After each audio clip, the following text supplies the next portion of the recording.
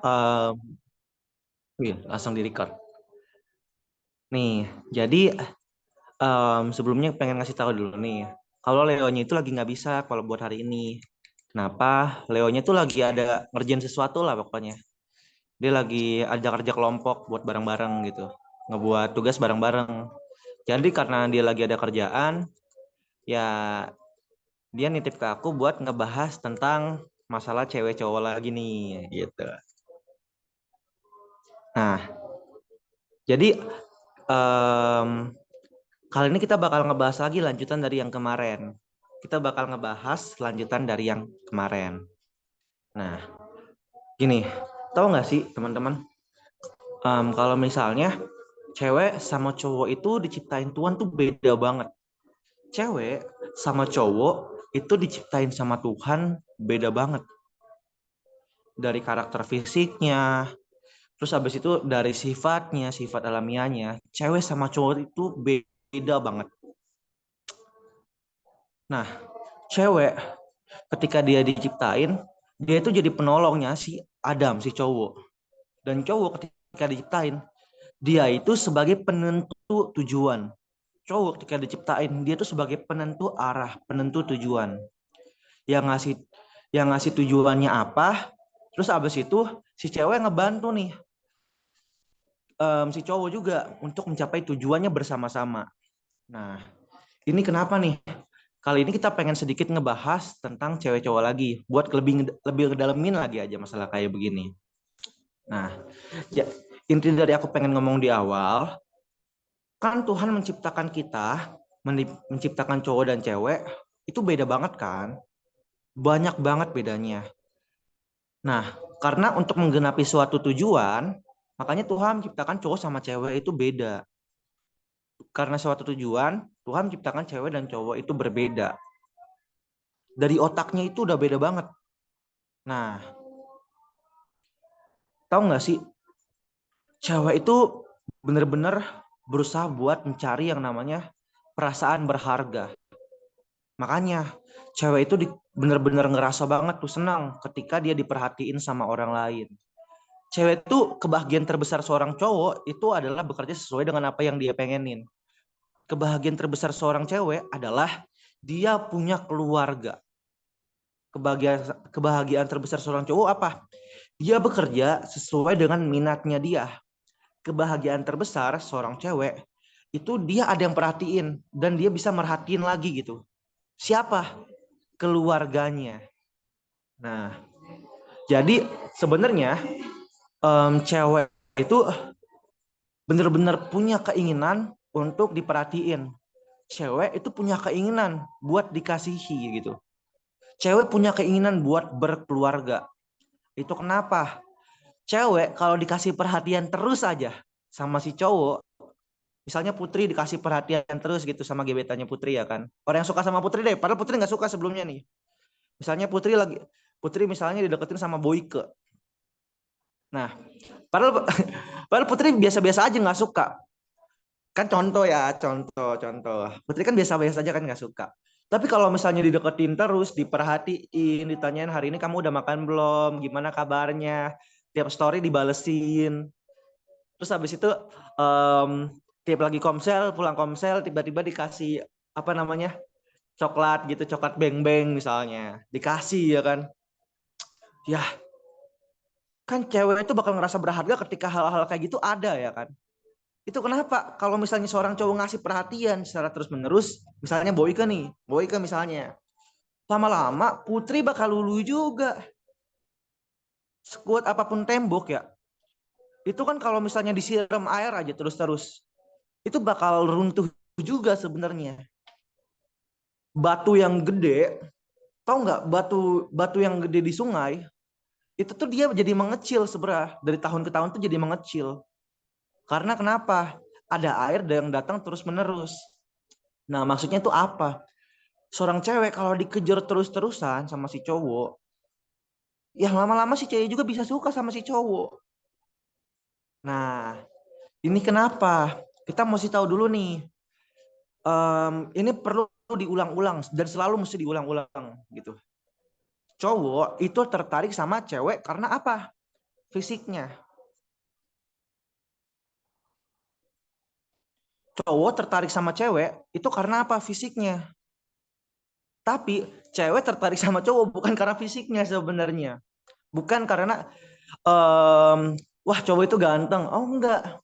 Tapi cewek suka sama si cowok itu karena dia dikasih perhatian. Cewek suka sama cowok itu karena dia ngeliat nih em, perhatian dari si cewek, perhatian dari si cowok. Nah, itu kenapa? Kalau misalnya ini kan maka kalau di sini kan kita bisa ngelihat ya, seorang cowok itu suka banget ngasih ke cewek gitu. Jadi kalau misalnya ada Putri sering dikasih barang atau mungkin siapa lah ya kan. Ini paling jelas kayaknya Putri misalnya nih contoh ya. Misalnya Putri sering dikasih kado sama seseorang. Nah, ya balik lagi tuh, balik lagi. Kan tadi kan buat sisi cewek, cewek tuh bakal luluh. Tapi buat dari sisi cowok ya, itu tujuan dia ngasih itu apa sebenarnya? Biasanya kalau misalnya ini tipenya dia, seorang cewek ini tipenya dia, tujuan si cowok itu ngasih, itu buat apa? Ya buat ngedapatin si cewek. Nah, tapi nggak gitu ke cowok. Kalau cowok nih misalnya cowok ya, cowok kalau dikasih barang-barang, cowok kalau misalnya dikasih sesuatu lah ibaratnya sama cewek yang bukan tipenya dia gitu. Ya terus-terusan. Itu ya apa ya? Ya buat cowok itu biasa aja, nggak ada perasaan istimewa gitu kayak cewek. Kan kalau cewek dikasih mulu, dia bakal apa? Bakal lama-lama suka. Tapi kalau cowok dikasih barang sama si cewek nggak bakal suka, nggak bakal. Karena seorang cowok itu tertarik sama cewek karena fisiknya. Dia ini tipe gua nggak nih? Nah itu kenapa? Tahu nggak? Cewek sering kali yang jadi korban. Itu kenapa? Cewek yang sering kali jadi korban. Banyak banget seorang cewek ya, karena dia mencari pengharapan, karena dia berusaha mencari perhatian dari orang lain. Dia tuh rela ngebuka dirinya sama cowok-cowok lain. Nah, seringkali pas membuka dirinya itu, seorang cewek ngasih harapan. Terus abis itu jadi korban. Nah, cewek merasa berharga karena dikasihi. Makanya cewek itu lebih mudah dikasih harapan. Cewek itu bener-bener mudah banget dikasih harapan sama seorang cowok. Makanya kan balik lagi, cewek suka banget dibilang cakep, kamu anggun. Kata-kata itu ngebangun perasaan dikasihi, itu membangun seorang cewek. Nah, asalkan ada yang mau ngasih perhatian ke seorang cewek, cewek itu bakal merasa seneng. Nah, oleh karena itu, balik lagi, em, balik lagi nih, bicara tentang harapan ya, bicara tentang harapan. Cewek tuh paling suka dikasih harapan. Dan cewek ketika dikasih harapan, dia tuh seneng banget. Karena dia bisa melihat nih, ada sisi gua yang kosong, terus abis itu diisi sama seseorang. Cuman yang sering kali jadi permasalahannya itu, harapan yang dimiliki seorang cewek itu dijatuhin ke orang yang salah. Dia nggak memberikan pengharapan itu ke Tuhan. Dampaknya seorang cewek itu jadi um, ya dia jadi orang yang gampang stres, dia jadi orang yang gampang kecewa. Nah, di sisi lain kalau kita pengen ngeliat sudut pandang si cowok, kalau misalnya nih cowok itu dia asal gitu. Kalau misalnya seorang cowok nih, dia asal gitu memberikan, dia tuh ngincar seseorang dia pas ngincar seseorang, terus habis itu ketika dia mendapatkan seseorang itu, misalnya dalam konteks tadi si Boyke berusaha ngejar si Putri, habis itu dapat tuh hatinya Putri, ya kan? Habis dapat hatinya Putri, yang sering udah kita dengar setelah 24 bulan, cowok udah gak selesai, cowok udah nggak cowok cowok itu nggak bisa komitmen. Itu hasil, itu dampak dari yang namanya kejatuhan manusia. Nah, kita buka dulu yuk 1 Petrus 3 ayat 5. Nih, kita buka dulu 1 Petrus.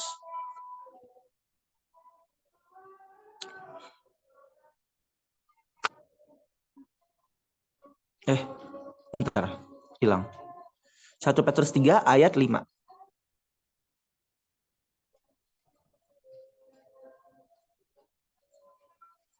Nah, coba dong, Farel. Baca dong Farel. Wait. Oke, 1 Petrus 3 ayat 5. Sebab demikianlah cara perempuan-perempuan kudus dahulu berdandan, yaitu perempuan-perempuan yang menaruh pengharapan kepada Allah, mereka tunduk kepada suaminya. Dikasih penekanan si Farel ini. Nah, kan di sini kan ini. Sebab demikianlah caranya perempuan-perempuan kudus dahulu berdandan. Yaitu apa? Dia menaruh pengharapannya kepada Allah dan mereka tunduk sama suaminya. Nah, maksudnya pengharapan di sini bukan ke suami. Kalau misalnya seorang cewek dia menaruh pengharapan ke cowok gitu ya misalnya. Pada akhirnya cewek itu bakal kecewa. Cewek itu kalau misalnya dia nggak menemukan Tuhan gitu. Kalau seorang cewek nggak berusaha buat ngebiasain dirinya setiap hari ketemu sama Tuhan lewat berdoa, lewat belajar firman. Nanti ketika ada cowok yang ngedeketin dia naruh pengharapannya di orang itu tuh. Dia yang bakal dia bakal jadi cowok gua nih. Nanti kalau misalnya kayak gitu, dia udah mulai muncul harapan. Nanti kalau misalnya udah bareng, nanti kita bisa ke Monas bareng-bareng, kita jalan berduaan, kita ke Monas. Terus habis itu pas bangun pagi, aku dibangunin sama dia. Astaga. Seneng. Dan tahu nggak? Pada akhirnya ketika menikah, pada akhirnya ketika menikah, kalau misalnya seorang cewek naruh pengharapannya sama si cowok itu ya, naruh pengharapan yang ini kepada si cowok, dampaknya apa? Ya kecewa. Ya kecewa. Cewek itu makhluk harapan yang suka dikasih harapan. Cewek itu makhluk harapan yang suka dikasih harapan. Cewek itu makhluk hubungan yang suka dikasih pengharapan di hubungannya. Kalau misalnya kita bareng, aku kayak gini cuman ke kamu tahu. Kita kan bareng-bareng terus. Aku cuman ngelakuin kayak gini ke kamu. Aku cuman ngechat kayak gini ke kamu doang. Pas dikasih ke barang-barang, ini buat kamu ya. Cewek lulu. Tapi kalau misalnya seorang cewek nggak menaruh pengharapannya ke Tuhan, cewek itu kan berarti naruh pengharapannya ke si cowok itu ya. Habis itu ekspektasi dia sama seorang cowok itu apa? Tinggi banget.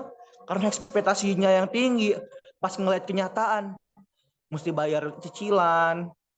Terus habis itu besok nggak tahu mau makan apa, pusing. Itu dampak kalau seorang cewek nggak menaruh pengharapannya ke Tuhan. Seorang cewek itu bakal kecewa. Seorang cewek itu bakal kecewa. Nah, terus nih, bentar.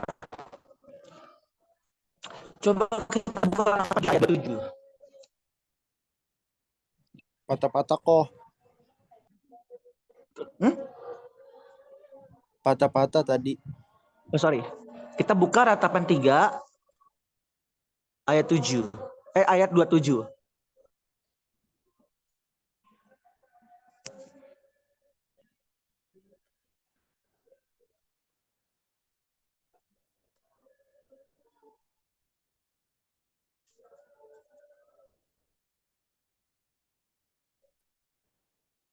Nah, boleh nih, Andres. Baca dong, Andres. Ratapan 3 ayat 27. Adalah baik bagi seorang pria memikul kuk pada masa mudanya. Adalah baik bagi seorang pria memikul kuk pada masa mudanya. Cakep, makasih Andres. Coba kita lihat di kuk nih. Kuk. Nah, itu kan kalau misalnya kalau misalnya kita lihat di ini yoke, kalau misalnya lihat dari bahasa Inggris itu yoke, maksudnya itu apa? Beban di situ maksudnya. Coba dia lihat sapi. Lihat sapi cari apa namanya? Angkutan sapi. Kok angkutan sapi? Apa? Pembajak. Sapi pembajak gitu. Bukan di pencarian universal, di Google aja. Kita nyari sapi pembajak. Pembajak aja. Bajak sapi atau apa gitu, pembajak sapi. Coba kita buka gambar image. Nah, kalian tahu nggak nih Karin? Buka yang ini Karin. Apa namanya? Yang nggak, coba yang gambarnya itu ada dua sapi, itu dua. Yang paling jelas coba, yang itu bawah. Kanan. Nah itu klik. Nah, kita buka. Nah ini yang dimaksud beban nih. Beban itu maksudnya adalah baik bagi seorang pria memikul kuk pada masa mudanya. Kuk di situ beban yang dimaksud tuh seperti ini. Ketika misalnya seorang petani gitu, dia lagi ngebajak sawah pakai sapi. Seorang sapi itu sedang memikul kuk, memikul tugas, memikul tanggung jawab. Nah, oke, udah sampai situ aja.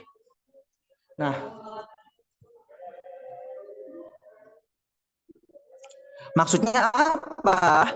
Maksudnya, bentar aku nge-lag. Maksudnya, seorang cowok itu alangkah baiknya pas dia di masa muda, dia bertanggung jawab sama setiap kepercayaan yang dia kasih, yang ada di dalam dirinya. Karena kenapa? Nanti 10 tahun ke depan, atau mungkin sini 3 tahun lagi kali ya, kan jadi suami, yang bakal ngehidupin keluarga gitu. Supaya ketika tanggung jawab yang dipikul sama dia, terus habis itu dia seorang cowok berusaha buat maksimal di setiap kewajiban yang diberikan ke dia, nanti ketika kerja dia udah biasa. Dan dia bisa ketika dia punya ini ya, dia bisa menghidupi keluarganya nantinya. Nah, dari sini kan kita bisa tahu nih. Dari sini kan kita bisa tahu ya, ternyata cowok dan cewek itu berbeda banget. Cewek dan cowok itu memiliki tujuan, bukan memiliki tujuan, memiliki beban yang berbeda. Memiliki beban yang berbeda. Nah, memiliki beban yang berbeda. Kalau misalnya seorang cowok itu nggak tunduk dalam firmannya, dalam firman gitu, nanti ketika dia berkeluarga, ketika kalau misalnya cowok nih, dia apa namanya? Kalau misalnya cowok nih, dia apa? Dia nggak belajar firman gitu. Dia nggak punya pengertian yang benar, yang cukup gitu. Dari belajar firman, ntar ketika nikah gitu, ketika punya pasangan, cowok itu nggak bisa mempertahankan ini tipe gua. Anggap gak nih maksudnya nih? Kan cowok pengen jadian sama cewek karena oh ini tipe gua nih. Tapi tanpa firman, tanpa punya pengertian benar, seorang cowok nggak bisa mempertahankan ini tipe gua ke si cewek. Nunggu, nangkep pernyataan ini, nangkep gak? Pernyataan ini nangkep gak? Coba yang kalau nangkep kasih jempol. Nah, aku ulangin ya, takutnya bias. Kalau misalnya seorang cowok nih, kalau seorang cowok suka sama cewek kan berdasarkan tipe ya, ya nggak? Bener gak? Cowok jadian sama cewek berdasarkan tipe. Kalau dia nggak bertumbuh, nanti ketika dia udah menikah gitu, ketika dia udah dapet, dia nggak bisa mempertahankan ini tipe gua. Seorang cewek ini jadi tetap tipenya dia nggak bisa dipertahanin karena kurang pengertian yang cukup. Seorang cowok ngeliat cewek ini bukan tipenya dia lagi, makanya dia cari yang lain. Atau bahasa sederhananya, cowok nggak bisa komitmen. Cowok nggak bisa komitmen. Nah,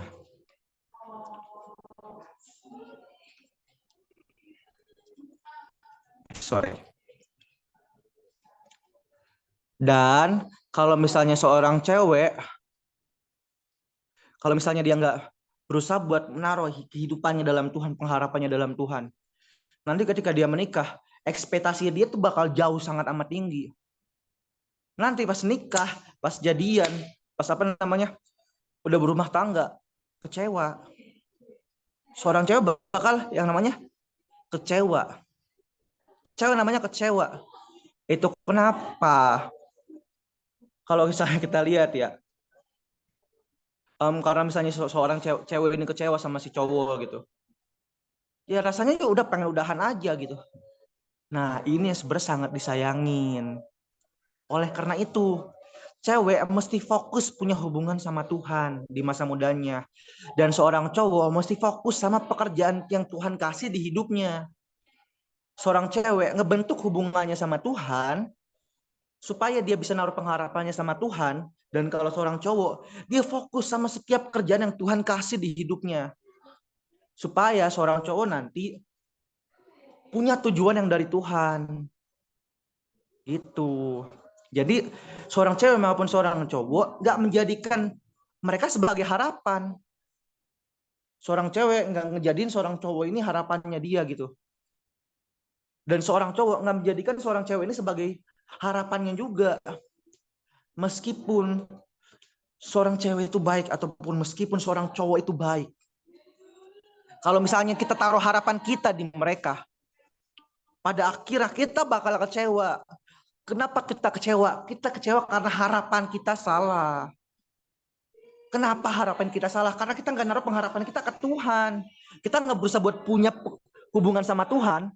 Dan kita nggak berusaha buat maksimalin pekerjaan yang udah Tuhan kasih dalam hidup kita. Nah, jadi kita mesti yang namanya mengganti pengharapan kita. Kita mesti berusaha buat mengganti pengharapan kita. Gimana sih Kak cara ngeganti pengharapan? BTW bentar. Guys, suara di belakang nih kedengaran banget gak? Aku takut. Oh, aman ya? Soalnya sini lagi rame. Sip. Nah, jadi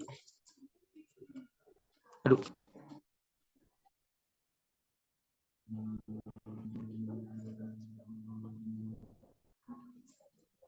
Kita berusaha buat mengganti pengharapan kita.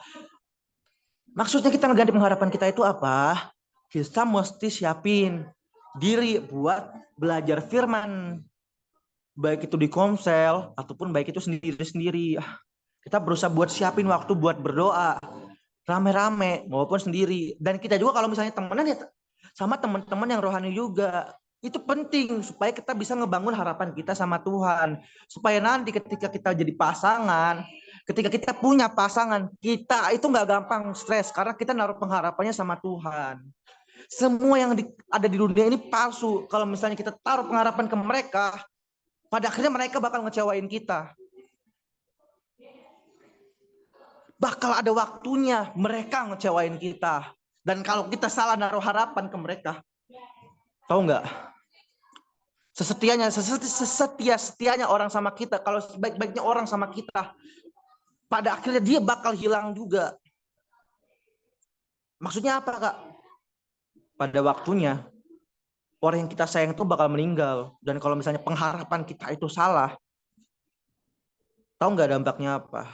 Kita bakal stres. Kita bakal pusing. Masalah kalau dia udah jadi pasangan ya, dan apa itu udah jalan bareng gitu bertahun-tahun, terus kehilangan. Itu kehilangannya itu perasaan hilangnya sampai seumur hidup, sampai ntar kita mati. Perasaan kosongnya tuh bakal terus menghantui, tau gak? Itu kenapa kita berusaha buat ngebangun pengharapan kita sama Tuhan. Karena pengharapan itu yang gak bakal hilang. Harapan nanti kalau misalnya Tuhan percayain kita di langit baru dan bumi yang baru dan ketemu sama pasangan kita dan hidup bareng lagi sama pasangan kita, itu di surga, bukan di bumi ini.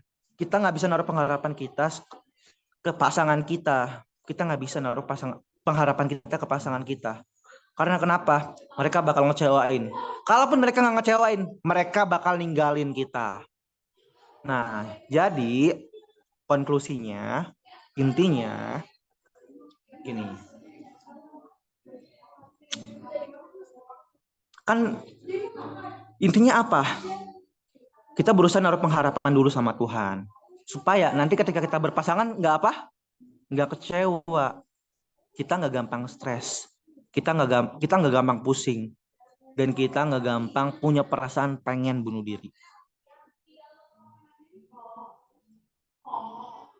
Banyak nggak sih teman-teman kita gitu? Apalagi kan ini ya cewek ya yang benar-benar ngelihat ya. Kalau ini banyak yang apa ya pengen bunuh diri segala macam. Nah, kalau pengharapannya sama Tuhan, perasaan itu bakal mulai berkurang. Dan mungkin suatu saat perasaan itu bakal dikuasai sama Tuhan dan nggak ada lagi. Dan seorang cowok pengen nggak sih jadi komitmen sama satu cewek? Cowok, para cowok-cowok nih, aku juga cowok nih. Pengen nggak kita punya, pengen nggak buat kita nih kita komitmen sama satu cewek aja gitu? Pengen nggak? Coba kalau pengen kasih jempol dong. Nih aku juga kasih jempol nih, karena aku juga pengen. Supaya kita nggak gampang selingkuh gitu. Supaya kita nggak gampang nyari yang lain. Tahu nggak caranya gimana? Berusaha buat temuin panggilan-panggilan. Berusaha buat temuin apa sih yang Tuhan mau di hidup kita lewat kita maksimalin kerjaan-kerjaan yang udah Tuhan kasih ke kita.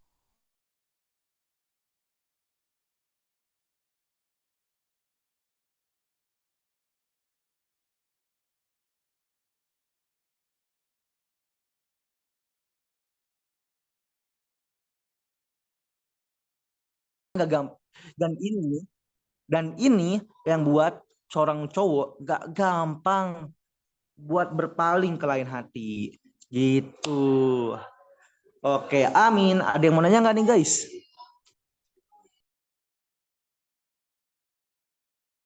Seru ya kalimat ini ya. Berpaling di lain hati nih cowok. Susah emang susah.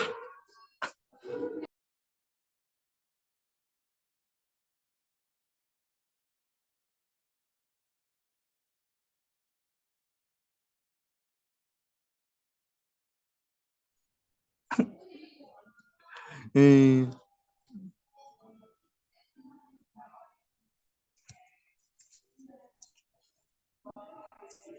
bentar guys. Ini ada yang mau nanya nggak nih guys? Bentar aku matiin kamera dulu ya. Perangkat terlalu panas katanya.